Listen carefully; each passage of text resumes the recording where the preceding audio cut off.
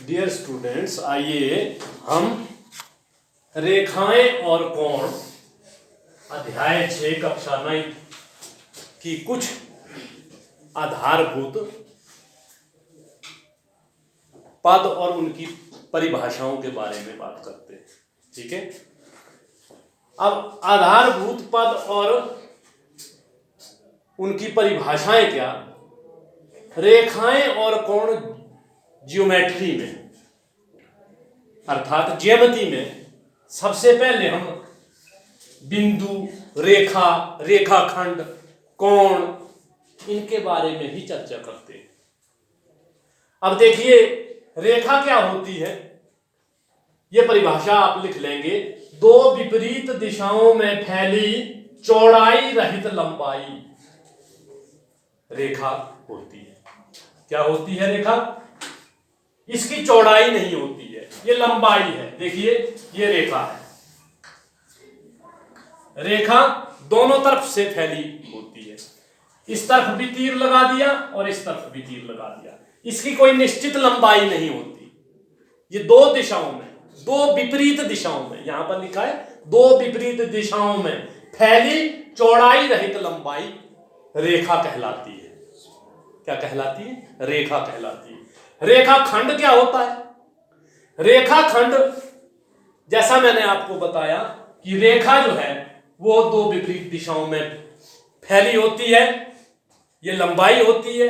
तो रेखाखंड रेखा का टुकड़ा होता है। रेखा खंड, खंड माने टुकड़ा, टुकड़ा अर्थात किसी रेखा का कोई निश्चित पार्ट रेखाखंड कहलाता है। ये आपको रेखाखंड बताते हैं। जैसे ये हमने ए और बी, ये कोई निश्चित लंबाई ली, जिसकी मान लो 15 सेंटीमीटर या 20 सेंटीमीटर इसकी लंबाई है, तो मैं कहूंगा कि ये ए बी क्या है? ये ए बी एक रेखाखंड है। तो ए बी बराबर है 15 सेंटीमीटर। ये निश्चित है, ये भी चौड़ाई रहित लंबाई है, लेकिन ये निश्चित है। तो रेखाखंड और रेखा में ये अंतर है। अब आगे आइए, रेखाखंड और रेखा के पश्चात हम बात करेंगे, किरण की बात करते हैं। रेखा दो विपरीत दिशाओं में फैली है, लेकिन किरण क्या होती है? किरण, किरण की बात करें। किरण, किरण का एक आरंभ बिंदु होता है, जहां से किरण स्टार्ट होती है। आरंभ बिंदु किरण का होता है, और किरण भी किसी एक दिशा में फैली, एक दिशा में फैली चौड़ाई रहित लंबाई होती है। ठीक है, तो किरण अर्थात आप सूर्य से देखो, सूर्य से किरणें निकलती हैं, तो कितने दूर दूर तक सूर्य की किरणें जाती हैं? किरणें कहां से निकली? सूर्य से। इसी तरह किरण जो होती है, इसका आरंभ बिंदु होता है, प्रारंभ बिंदु। किरण जो है, जैसे ए बिंदु से स्टार्ट हुई तो आगे चली, तो इसकी कोई निश्चित, अब मैं ऐसे कहूंगा कि ये ए बी कोई किरण है, ए बी किरण है, नाम लिया, लेकिन मैंने बी को कहीं शो नहीं किया। ठीक है, तो ये ए बी एक किरण है।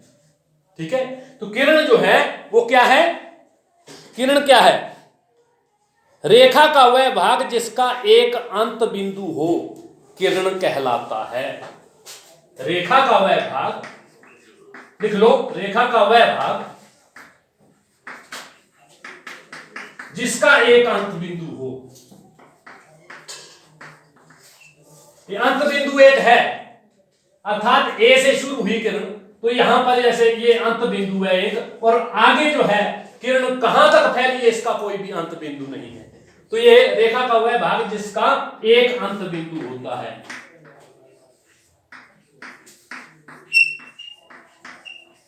बिंदु हो, किरण कहलाती है। क्या कहलाती है? किरण कहलाती है। किरण कहलाती है, लिख लो।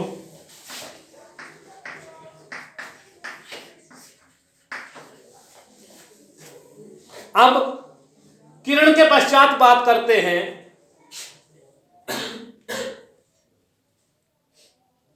एक रेखा पर एक से अधिक बिंदु हो तो उनको कौन से बिंदु कहते हैं? उनका नाम क्या होता है? मिटा दूं इसको। अब आइए, मान लो हमारे पास कोई रेखा दी है और रेखा पर जो है एक बिंदु मैंने ए लिखा है, एक बी लिखा है, एक सी लिखा है। अगर ये तीनों बिंदु एक ही रेखा पर हैं तो इनको कौन से बिंदु कहा जाता है? बताइए, शाबाश। सरेख बिंदु। क्या बोलते हैं? सरेख बिंदु। एक सरेख बिंदु की भी परिभाषा पता होनी चाहिए। सरेख बिंदु, सरेख बिंदु, सरेख बिंदु के बारे में क्या कहा है? यदि तीन या अधिक बिंदु, दो बिंदुओं से अधिक बिंदु, जैसे तीन या अधिक बिंदु क्या हो, एक ही रेखा पर स्थित हो तो वे सरेख बिंदु कहलाते हैं। लिख लो, सरेख बिंदु कौन से होते हैं? तीन या अधिक, चार भी हो सकते हैं, डी बिंदु है मान लो आगे कोई, तीन या अधिक बिंदु जो एक ही रेखा पर स्थित हो उन्हें सरेख बिंदु कहते हैं। वे सरेख बिंदु कहलाते हैं। अंग्रेजी में बोलते हैं कॉलिनियर पॉइंट्स।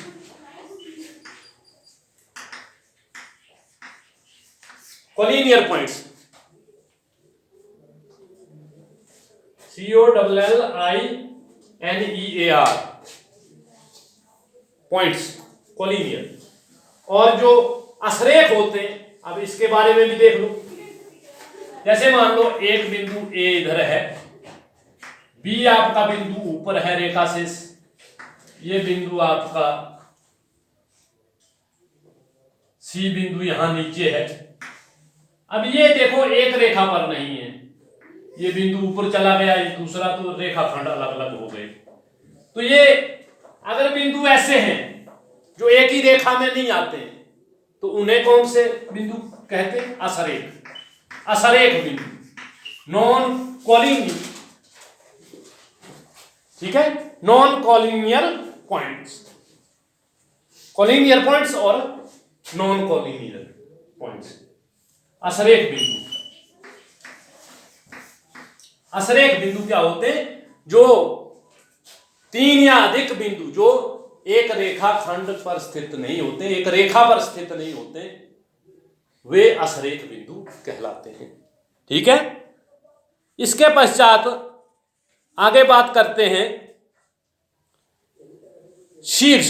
शीर्ष क्या होता है?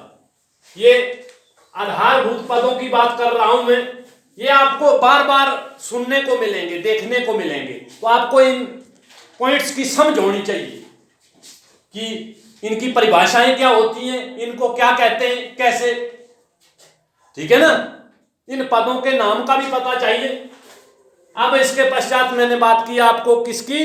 शीर्ष की। शीर्ष क्या होता है?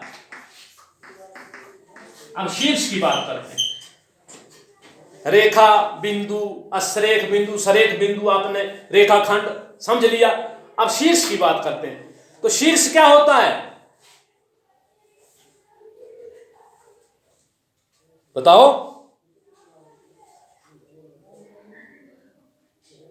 बताइए, शाबाश।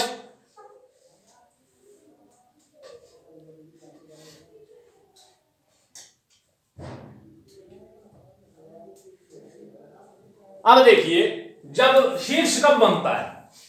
जब दो रेखाएं या दो किरणें आपस में कहीं ऐसे, मान लो दो रेखाएं हैं, एक रेखा यहां से, एक रेखा या किरण कह लो, ए बिंदु मैं ले लेता हूं, ओ बिंदु, ओ से ए की तरफ एक किरण इस तरफ आई, ओ से बी की तरफ एक दूसरी किरण गई। ठीक है, जब ये ओ ए और ओ बी का जो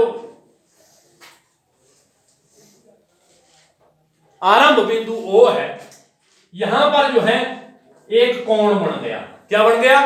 कोण। जब ये दो भुजाएं या दो किरणें एक बिंदु से प्रारंभ होती हैं और अलग अलग दिशाओं में जाती हैं तो क्या बनता है? एक शीर्ष बनता है। क्या बनता है? एक शीर्ष। शीर्ष कब बनता है? जब एक बिंदु से दो दिशाओं में कोई दो किरणें या दो भुजाएं, ठीक है ना, अलग अलग दिशा में फैली हुई होती हैं, तो एक बिंदु जो बनता है, जहां कोण बनता है, कोण, उसे हम शीर्ष बिंदु कहते हैं। क्या कहते हैं? शीर्ष बिंदु। तो शीर्ष बिंदु इस तरह से और भी डेफिनेशंस हैं। आइए कोणों के बारे में बात कर लेते हैं। कोण,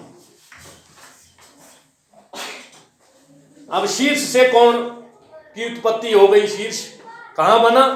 जब हमारे पास दो भुजाएं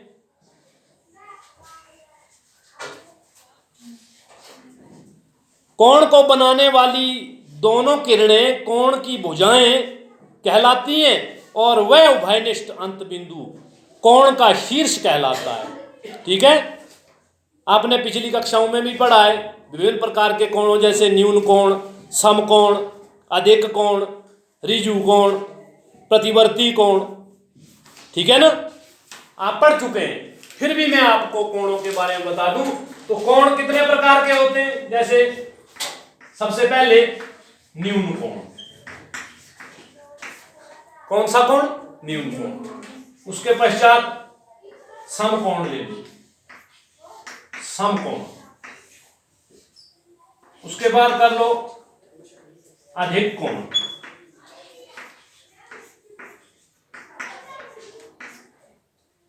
और फिर समकोण, अधिक कोण, ऋजु कोण।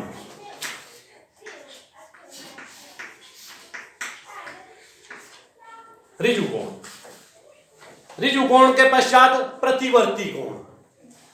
कौन सा कोण? कौन सा कोण बताइए? प्रतिवर्ती, प्रतिवर्ती कोण। अब आपको बताते हैं न्यून कोण क्या होता है।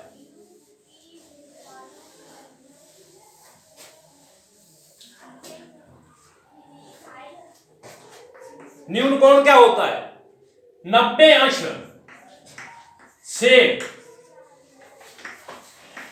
कम कोण को न्यून कोण कहते हैं।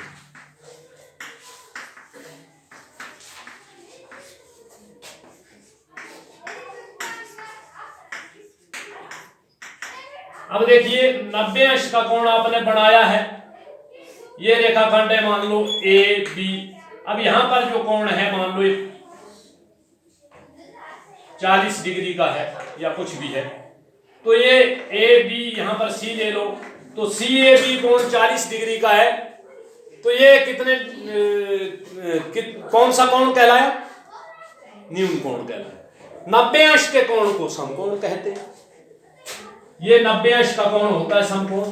और 90 अंश से अधिक, 90 अंश से अधिक और कितने 90 डिग्री के कोण को ये समकोण बोलते हैं। जो पूरा लंबवत हो, ये 90 अंश का कोण, ये समकोण कहलाता है। इसके पश्चात आपका अधिक कोण 90 से अधिक हो गया, ये आ गया, मान लो ओ ए और ये बी। तो 90 से अधिक हो गया। और 180 से कम, 90 से 180 डिग्री के बीच के कोण को कौन सा कोण कहते हैं? अधिक कोण। और ऋजु कोण क्या होता है? ये ऋजु कोण होता है आपका 180 डिग्री के कोण को ऋजु कोण कहते हैं। ये बिंदु है मान लो, और दो दिशाओं में यहां से दो किरणें जा रही हैं, तो ये कोण कितने डिग्री का हो गया? पूरा ऋजु कोण। स्ट्रेट एंगल बोलते हैं अंग्रेजी में इसको, स्ट्रेट एंगल। ठीक है, और अंग्रेजी में न्यून कोण को क्या बोलते हैं? Acute angle. इसको राइट एंगल, ठीक है, समकोण को। और इसको अधिक कोण को ऑब्ट्यूज एंगल। ठीक है, ऋजु कोण को स्ट्रेट एंगल, प्रतिवर्ती कोण रिफ्लेक्स एंगल। ठीक है, तो प्रतिवर्ती कोण क्या होता है, ये 90 से थोड़ी अधिक होता है, 180 से अधिक होता है। ये एक बिंदु है, ये है, जैसे ये बिंदु है और आपका ये बिंदु जो है, ये किरण दी ऐसे और आपने जो कोण बनाया वो 180 से ज्यादा हो गया, तो मान लो वो ऐसे आ गया। तो ये ऊपर से देखो यहां पर कोण जो बना ओ ए, ये मान लो बी है, ऊपर का ये कोण जो हुआ ये प्रतिवर्ती कोण हुआ, ठीक है, रिफ्लेक्स एंगल, प्रतिवर्ती कोण। तो इस तरह से आपने कोणों के बारे में, बिंदुओं के बारे में, ठीक है, समझना है, पढ़ना है, ठीक है।